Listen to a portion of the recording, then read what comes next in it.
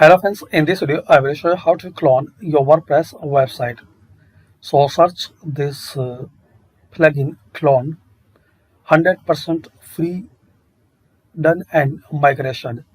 So guys, you need clone of your WordPress for case you want to migrate, in case you need to migration or you need to backup of your WordPress.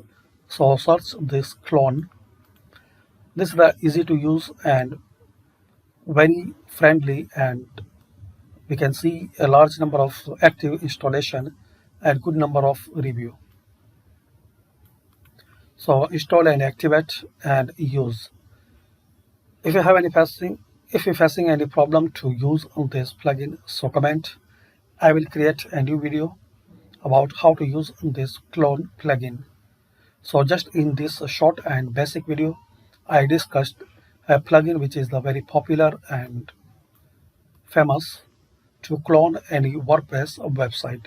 So thanks for watching, and guys, like this you want to watch a useful video about WordPress plugin, so check out my WordPress plugin series. So thanks for watching, and please share my video and support my channel by subscribing.